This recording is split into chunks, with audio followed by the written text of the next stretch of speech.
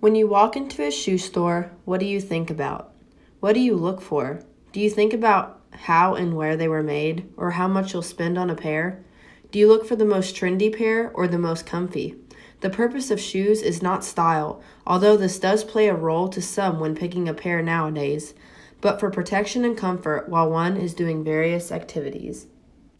In the 1700s, shoes started signifying not only one's social status, but one's fashion statement as well. This is the time where heels were all the rage for not only women, but men too. Men's styles, of course, were plainer than a woman's, but nonetheless were still made with fine fabric and rather stylish. These heeled shoes are known to have originated in the French court, where they adorned fine-colored fabric that covered the shoes as well as the heel. Men's styles, of course, were plainer than a woman's, but nonetheless still decorative. These new fashions eventually made their way to the colonies and were mostly seen in high society. Shoes had already begun becoming a colorful accessory before this time, but by the 1700s it had become a form of artistry and color. This is the time where print patterns from and floral designs that were made to impersonate Indian floral designs began to appear on shoes. From buckles, pinched shoe toes, and flared tongues, this century was filled with refinements and modernization to the shoe that made it even more fashionable and also last longer. Shoes were invented approximately 40,000 years ago and continue to change over time. Footwear 40,000 years ago was soft, made from wraparound leather, and resembled either a sandal or moccasin. Men and women's shoes were very similar, and the fashions and materials of shoes differed among social classes. It wasn't until the 1800s that men and women's shoes started to differ from one another regarding the style, color, heel, and toe shape. During the 1800s, cloth-top shoes made their first appearance, and boots also became very popular. Men and women both had heels on their shoes, but eventually the standard for a man's heel was settled at 1 inch. But due to many social and political changes like war, the high heel started to fade away. Up until the 1850s, shoes had no differentiation from left to right shoes, and as the 20th century approached, shoemakers finally made foot-specific shoes. Shoes in the 1900s were one of the most important centuries. Shoes have evolved essentially and adequately changed our era into a whole new aspect. Women, not being able to show their ankles, rotated between pointy-toed shoes and buckled with lace boots. Therefore, it wasn't about fashion for women, but its ability to give them comfort. After a period of changes where women spoke their rights, the show of ankles were allowed and the introduction to fashionable shoes became more prominent. Men, on the other hand, had more simple attire. Men wore Oxford shoes and boots, like women's, but flatter. Still, till this day, Oxford has not changed, and men, with the exception of tennis shoes, still wear them for fashion. During the mid to late 1900s, shoes continued to evolve and different phases were dying. Women started wearing peep-toed, showing the most minimum of their toes, that eventually escalated to sandals. Some of men's shoes stayed the same. However, the spark of different trainer shoes quickly influenced men's footwear. On January 25, 1970, Nikes came out with their first pair of shoes, and later, during the 1990s, Jordan's was one of the most #1 selling trainer shoes. Eventually, both men and women's shoes have progressively kept evolving for our future, bringing in the most trendiest styles that soon became a huge role in the fashion industry. In our current day, shoes are still of the utmost importance, surely to protect our feet from hard terrains, but it has also become an item which serves as a fashion statement for many as well. Shoes today can highlight socioeconomic status of those who wear them. The production and distribution of shoes has become a billion-dollar industry.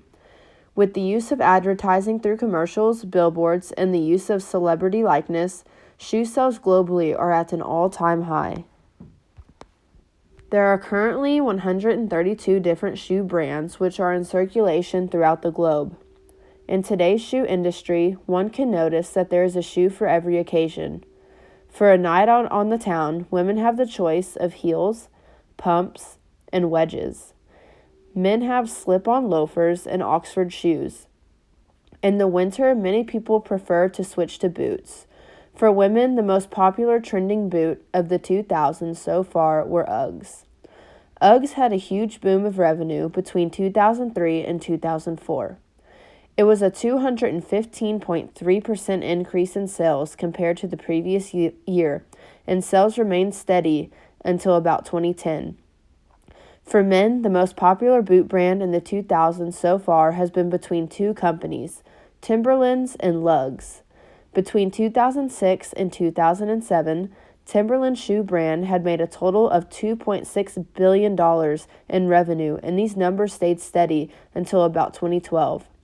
Now, in 2018, Timberlands are making their way back into circulation as demand for them is once again rising.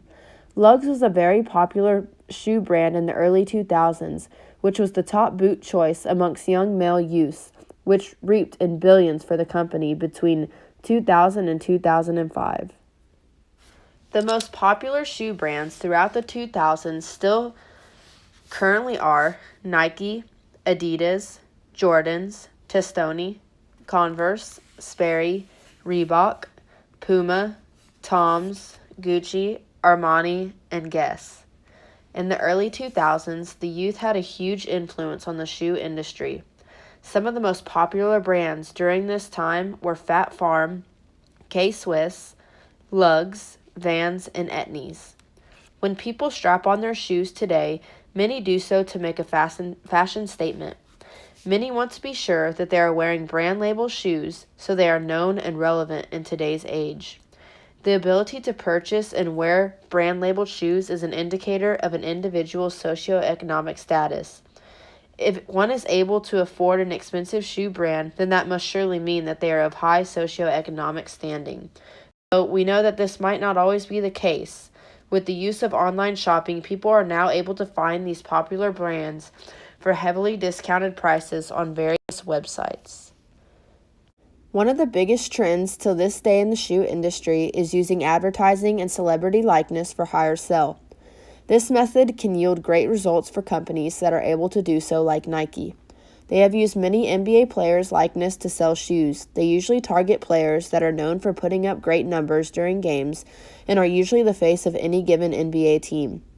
Usually players are given endorsement money and are tied into a contract from Nike. Contracts which are awarded to players usually yield more income to the player than their actual NBA contract. In other words, players can make more money selling shoes than they can playing. This is something that most players in the NBA strive for.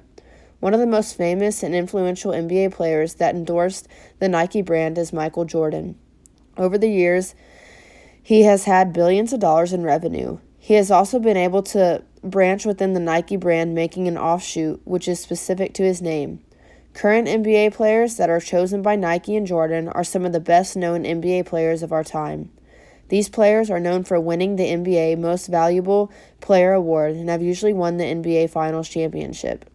This marketing ploy has yielded great results, not only for the players chosen in their future outside of the NBA, but also the company itself. What a pair of shoes once was is not what they are today, nor what they will be in the future. Shoes will continue to evolve, as well as how well their main purpose, protection, and comfort are achieved. A pair of shoes may be picked based on style, comfort, work, culture, or activity, but every pair of shoes is taking someone a step into their future.